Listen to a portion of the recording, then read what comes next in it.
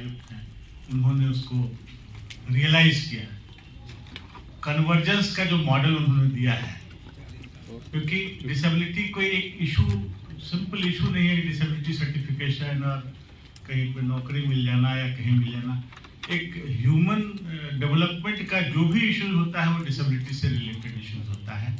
और हमारे कंट्री में जो भी आपका जो डिफरेंसेस है, डिस्क्रिमिनेशंस है, भेदभाव हैं, वो सामाजिक और आर्थिक कारणों से हों, चाहे जोग्राफिकल रीजन्स हो, तो उसमें डिसेबिलिटी भी एक खास चीज़ें हैं जो कि इसके चलते। बाकी जो डिप्राइवेशंस हैं या जो मार्जिनलाइजेशन है, उसका कारण हॉरिजॉन्टल है, वो हॉरिजॉन्टली प्रेजेंट है। बट डिसेबिलिटी आपको हॉरिजॉन्टली प्रेजेंट है, बाकी वर्टिकल क्लासिफिकेशंस में है। जैसे कोई भी डिसएडवांटेज ग्रुप है, तो इसमें सबसे बड़ी चीज़ क्या है कि उसको समाज की मुख्य धारा में लाना है, और उसके लिए सबसे इम्पॉर्टेंट फैक्टर आप हैं।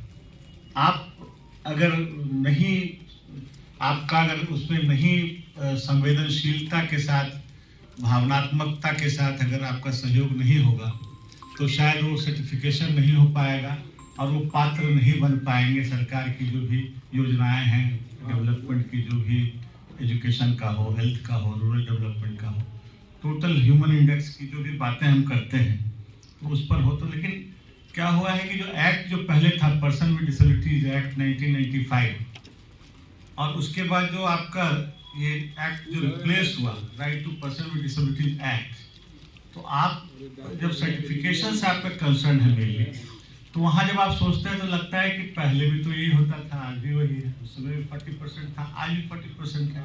तो डिफरेंस कहाँ है और क्यों इसको किया गया? तो आप देखेंगे कि अभी जो भी आया है बेंचमार्क डिसेबिलिटीज बोलते हैं।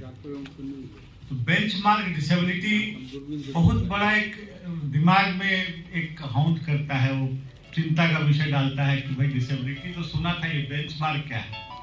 बेंचमार्क हम जानते हैं, डिसेबिलिटी हम जानते हैं, लेकिन बेंचमार्क डिसेबिलिटी मतलब, बेंचमार्क का मतलब होता है whichever can be measured or a judgment can be made, that is benchmark। और डिसेबिलिटी के परिप्रेक्ष्य में हम क्या सोचेंगे बेंचमार्क के बारे में?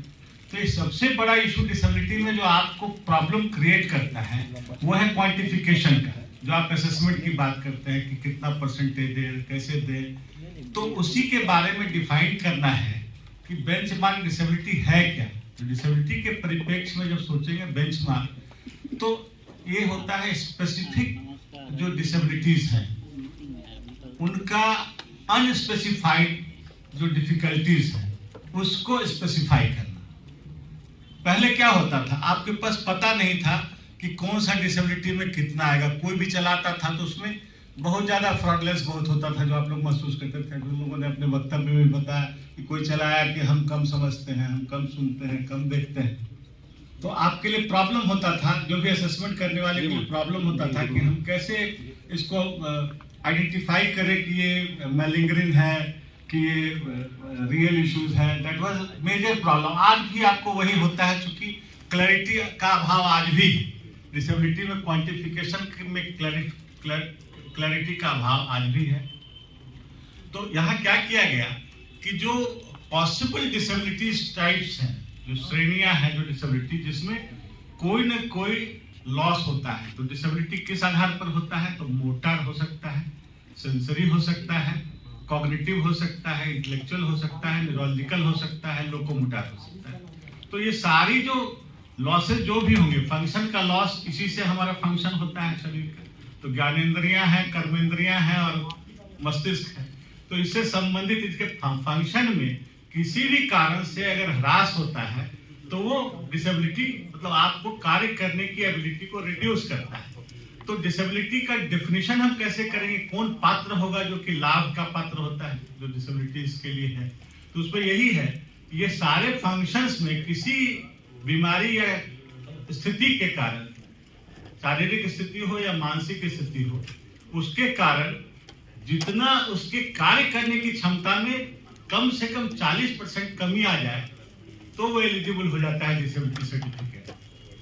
100 काम हम करते हैं सारे नॉर्मल फंक्शन के आधार पर, और 40 का लॉस हो जाता है कि 40% हम कम कर पाते तो हम एलिजिबल हो जाते हैं। जैसे डिफिकल्टी बढ़ेगी परसेंटेज बढ़ता जाएगा। तो यही बेसिक है। तो यहाँ पर क्या है कि एग्जॉस्टिव लिस्ट ऑफ डिसेबिलिटी डाल दिया गया, मतलब सारी बीमारियों का नाम डाल दिया गया कि ये सब पॉसिबल डिसऑर्डर्स है जिसमें कि ये सब तरह का फंक्शनल लॉस होता है, चाहे वो मेंटल हो, इंटेलेक्चुअल हो, न्यूरोलॉजिकल हो, फिजिकल हो, ऑर्थोपेडिक हो, जो भी हो सारे इसमें कवर्ड हो जाते हैं। तो यही बेंचमार्क डिसेबिलिटी है। तो इसको बहुत इंपॉर्टेंट है इस चीज को समझना कि बेंचमार्क डिसेबिलिटी में कि स्पेसिफाइड डिसेबिलिटी कैटेगरीज हैं जिसमें कि नोन है कि इसमें फंक्शन का लॉस होगा और वो अनस्पेसिफाइड है, हमको मालूम नहीं है कि इन सब प्रॉब्लम्स में किसी में 20% भी प्रॉब्लम हो सकता है, किसी में 80% भी प्रॉब्लम हो सकता है। तो जो फंक्शन का लॉस है वो अनस्पेसिफाइड है, उसको स्पेसिफाइड करना ही आपको बेंचमार्क डिसेबिलिटी की कैटेगरी बनाता है। हम समझते हैं कि आपको क्लियर किया होगा इस बात को, बेंचमार्क डिसेबिलिटी को कर दीजिए उसको।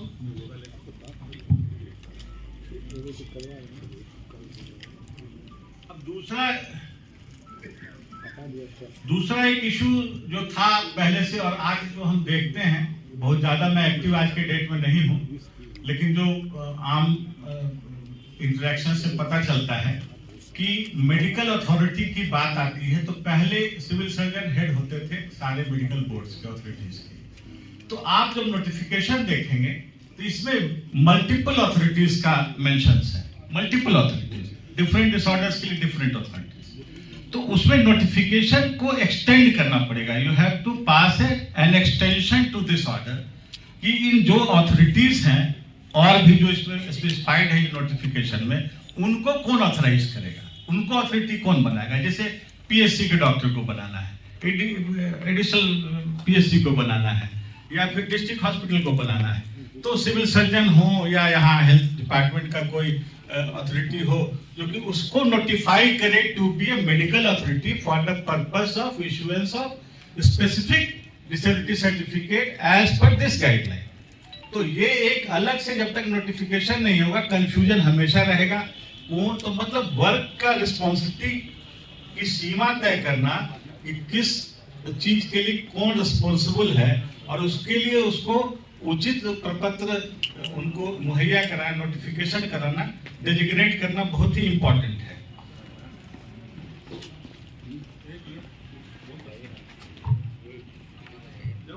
जब शुरू हुआ है हमको कंप्लीट करने दिया जाए please, later on I will discuss take up your issues. दूसरा एक बहुत बड़ा इशू आप लोग जो भी मैं सुन रहा था सुबह से अभी तक, सबसे बड़ा इशू है quantification. Quantification is the biggest challenge for issuance of any disability certificate, isn't it? आप एग्री करेंगे कि क्वांटिफाई कैसे करें, 40% कौन होगा, कैसे करेंगे, 60% कैसे करेंगे, क्या करेंगे। तो नया जो एक्ट है उसमें प्रोविजंस डाला गया है। डॉक्टर रत्नेश भी आपको उसके बारे में डिटेल बताएंगे। डॉक्टर रत्नेश इसमें शामिल रहे हुए हैं इस प्रक्रिया में, क्वांटिफिकेशन की प्रक्रिया में, तो ये ज्यादा अच्छा बता सकते हैं क्वांटिफाई करने का सबसे आसान तरीका क्या होगा। और जो मैंने देखा है कि जो आपका जो गाइडलाइंस है और असेसमेंट का गाइडलाइन है, आपको देखना पड़ेगा असेसमेंट गाइडलाइन। तो असेसमेंट गाइडलाइन में बहुत क्लैरिटी है। और यहाँ सबसे बड़ा इशू क्या है कि सब्जेक्टिव इश्यूज को ऑब्जेक्टिफिकेशन करना। जो फंक्शन का लॉस है वो बहुत ही सब्जेक्टिव है, अब उसको ऑब्जेक्टिव क्वांटिफिकेशन, तो कितना बड़ा टास्क है और कितना एरर का फैक्टर हो सकता है उसमें। तो ये भी एक बड़ा इशू है जो कि डायलेमा क्रिएट करता है कि कैसे इशू किया जाए सर्टिफिकेट को। तो आपको एक यहाँ पे प्रोविजन क्या है कि पहले सारी जिम्मेवारी सिविल सर्जन की हुआ करती थी, जो किया तो अच्छा हुआ तो बहुत अच्छा, कुछ गड़बड़ हुआ तो गड़बड़ हुआ। तो इसमें प्रोविजन क्या किया गया है कि प्रोविजन किया गया है कि आप पैरामेडिकल्स और रिहेबिलिटेशन प्रोफेशनल्स की सेवा ले सकते हैं जिनकी ट्रेनिंग डिसेबिलिटी को क्वांटिफाई करने में है। उन्होंने स्पेशलाइजेशन किया है, different specialisation for identifying and quantifying by making assessment of specific disabilities. तो उनकी पढ़ाई ही उसी के लिए है। संयोग से मुझे मेडिकल फैटर्निटी का भी काफी अनुभव है, क्योंकि मैंने भी एक मेडिकल कॉलेज यहाँ स्टार्ट किया है बिहार में। तो वहां पे आपको ये करना है कि उन लोगों की सेवाओं को लेना है बाय नोटिफिकेशन। पहले क्या होता था कि नोटिफिकेशन नहीं होता था, आप सीधे किसी को बोल दिए कि थोड़ा मेजरमेंट कर दीजिए, दे दीजिए हमको, हम उसी के आधार पर कर देंगे। अभी आपको बोर्ड में उनको कोऑप्ट करना चाहिए, एज पर नोटिफिकेशन में भी प्रावधान मुझे लगता है कि है, उनको कोऑप्ट करना है और उनको भी सिग्नेटरी बनाना है सर्टिफिकेशन में। तो जो डायरेक्ट जो एक रिस्क होता है to be solely responsible for any wrong things or for any challenge, you were questioned by various authorities. हमारे मुझे याद है जब मैं था तो उन्होंने मोबाइल कोर्ट वगैरह की बात की, तो आपको बता दें कि यहाँ डिसेबिलिटी में सबसे बड़ा इशू क्या है, मोबिलिटी का इशू है। एक आदमी दूसरी जगह नहीं जा सकता है, और दूसरा सबसे बड़ा इशू पॉवर्टी का है। तो ये दोनों इशू के कारण बहुत प्रॉब्लम होता है। तो एक्सटेंशन ऑफ सर्विसेज जब आप करते हैं और आउटरीच करते हैं तभी इन चीजों का होता है। पटना में एक केस हुआ था पीएमसीएच में, तो संजोग से जो असेसमेंट किए थे हमारे सीनियर थे कॉलेज में, मैसूर में मैं पढ़ता था, और मुझे मालूम नहीं था, और एक आदमी यहाँ पे लाइसेंस लिया, उसने सर्टिफिकेशन कराया और कोई जॉब का इशू था, और he had lots of trouble handling all दो सिचुएशन। तो मेरा कहना है कि अकेले सब चीज की जिम्मेवारी लेना भी उचित नहीं है जो काम आपने नहीं किया, या जिसके लिए आप जिनको ऑथराइज करते हो ट्रेन नहीं है, आपने अथॉरिटी दे दिया, वो गलत सर्टिफिकेशन हो जाएगा, गलत सर्टिफिकेशन आ जाएगा, जिम्मेवारी आपकी हो जाएगी। तो जो प्रावधान में दिया गया है कि ये लोग जो हैं ऑथराइज हो सकते हैं, they have been trained for this purpose, तो उसके लिए और भी किया जा सकता है कि गवर्नमेंट क्या कर सकती है कि उसको आइडेंटिफाई करके उसको जो लोग उस तरह के हैं उनके लिए एक स्पेशलाइज्ड ट्रेनिंग कर सकते हैं, वर्कशॉप कर सकते हैं असेसमेंट के पर्पस से ही, जो कि जितना भी मिनिमाइज कर सकते हैं हम लोग एरर फैक्टर।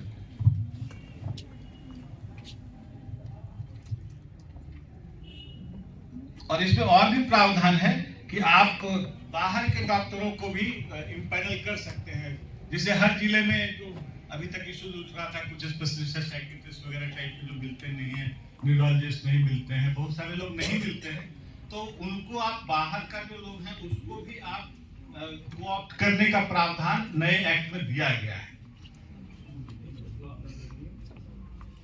ऑनरेरियम वगैरह सब स्पेसिफाइड है, वो सब स्पेसिफाइड है, वो तो एग्जीक्यूटिव इश्यूज है, वो तो आपको डिपार्टमेंट बता देगा। इसके बाद आप जाएंगे, एक लेटर ये लोग लिख के देंगे शिक्षा विभाग वाले, स्वास्थ्य विभाग को, वो लोग इस पर इशू करेगा।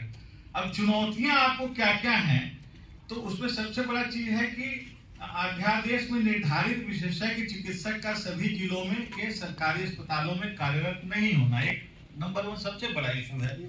दूसरा है दिव्यांगता प्रमाणीकरण से पूर्व दिव्यांगतावार नैदानिक मूल्यांकन एवं दिव्यांगता की डिग्री के निर्धारण हेतु पारा मेडिकल पुनर्वास पेशेवरों का सरकारी अस्पताल में अभाव।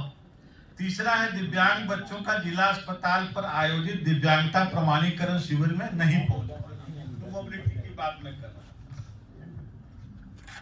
शिक्षा विभाग एवं समाज कल्याण विभाग के अंतर्गत कार्यरत पारा मेडिकल पुनर्वास पेशेवरों, हमारा हाथ देखिए काम कर रहा है, इससे थोड़ा मुझे दिक्कत हो रही है, एक समाधान है। हाँ, अब देखिए जो चुनौतियां हैं वो आप लोग सभी जानते हैं क्या क्या चुनौतियां हैं, क्योंकि फील्ड में आप ही काम करते हैं सुबह से शाम तक। हम तो आके बोल के चले जाएंगे, कोई नोटिफिकेशन दे देगा, लेकिन झेलना आप ही को पड़ता है। तो मेरे समझ से कुछ समाधान इसका मैंने बताया है। इसके लिए एक सबसे बड़ा उपाय है कि राज्य स्तर पर सभी जिलों में पदस्थापित विभिन्न श्रेणियों के विशेषज्ञ चिकित्सकों की सूची तैयार करना। तो आपको एक लिस्ट बनाना है जो आपको रिक्वायर्ड स्पेशलिस्ट की जरूरत है सर्टिफिकेशन के लिए, तो उन डिग्री वाले, उन स्पेशलाइजेशन वाले कौन कौन से लोग उस जिले में कार्यरत हैं, तो वो आइडेंटिफिकेशन। कई बार हमने देखा है कि पीएससी पर भी आपको एक साइकेट्री का लड़का पीएससी पे काम कर रहा है और पता भी नहीं होता है कि साइकेट्री में वो उसका इतना एक्सपर्टाइज है। तो ऐसे लोगों को आइडेंटिफाई करके बोर्ड में आप अगर इंडक्ट कर लेते हैं तो बहुत काम आसान हो जाएगा। उसके बाद होता है कि उसके बाद एक चीज और देखेंगे कि आप जो ढूंढ लेंगे सारा विशेषज्ञ अपने जिले में, तो हो सकता है साइकियाट्रिस्ट पूरे जिले में, अगर 38 जिला है हमारे बिहार में, तो हार्डली 15 लोग सरकारी अस्पताल में काम कर रहे हैं, 15 जिले में ही मिलेगा। तो 38 जिला का काम कौन करेगा बाकी?